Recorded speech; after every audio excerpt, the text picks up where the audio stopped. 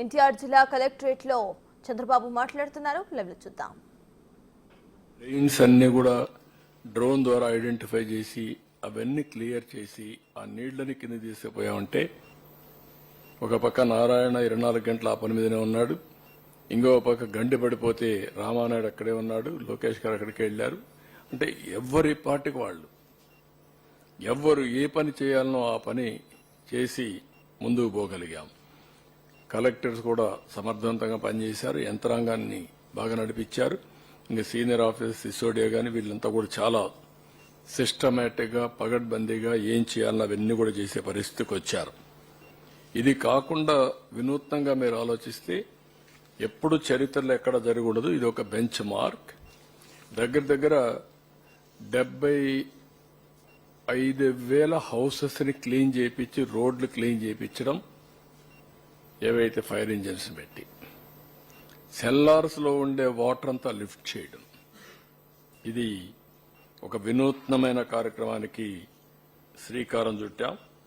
ఇది కాకుండా ఇంకొక పక్కన మీరు చూసినప్పుడు ఇక్కడ అర్బన్ కంపెనీని తీసుకొచ్చి మొత్తం 500 మందిని ఇక్కడ మనుషులను పెట్టి ప్లంబర్ కావాలన్నా కార్పెంటర్ కావాలన్నా ఎవరు స్కిల్డ్ లేబర్ కావాలన్నా వాళ్ళందరినీ పంపించి దగ్గర 5,900 కంప్లైంట్స్ ని పూర్తి చేశాం.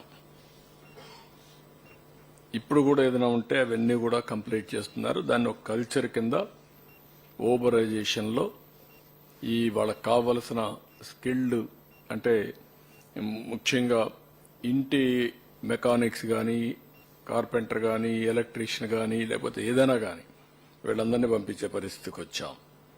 ఇవి కాకుండా మీరు చూస్తే ఏదైతే ఎలక్ట్రానిక్ గూడ్స్ కంపెనీలు పిలిపించి 50% స్పేర్ పార్ట్స్ వాళ్లే పెట్టుకుని 100% ఎలక్ట్రికల్ మెయింటెనెన్స్ ఛార్జెస్ అన్ని వాళ్లే చేసి మొత్తం కలిసి 5,068 కన్జ్యూమర్స్ కి పూర్తి చేశారు. ఒక 700 ఉన్నాయి. 30th డెడ్ లైన్ ఇచ్చాం. నేను ఒకే మాట చెప్పాను, ఒకవేళ మీరు రిపేర్ చేయలేకపోతే లేట్ అయితే అది మీరు తీసుకొని కొత్తది వాళ్ళకి ఇమ్మని చెప్పాను. అంటే ఆ స్పిరిట్ తీసుకోవాలని చెప్పి ఉద్దేశంతో చెప్పాం. అది కూడా వర్కౌట్ చేస్తున్నారు.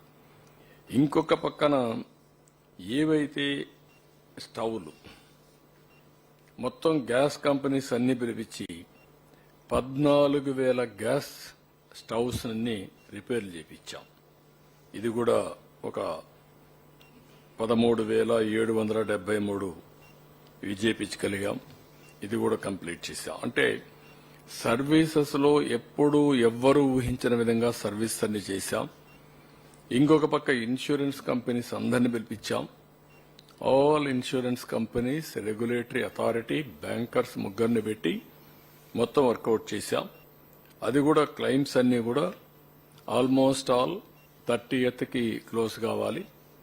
కొన్ని క్లెయిమ్స్ మాత్రం ఎక్సీడ్ అవుతున్నాయి.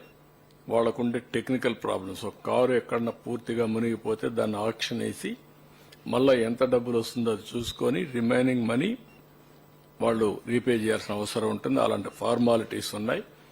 అదే మరి ఒక షాప్ పూర్తిగా పోతే అవి కరెక్ట్ గా ఎస్టిమేట్ చేసి వాళ్ళు రీపే చేయాలి. దానికి కూడా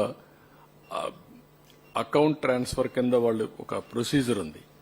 బిగినింగ్ ఒక 25% ఇచ్చేసేయాలి. ఇంతవరకు మాకు ఐడియా రాకపోతే ఈరోజు కూడా ఆలోచన వచ్చింది.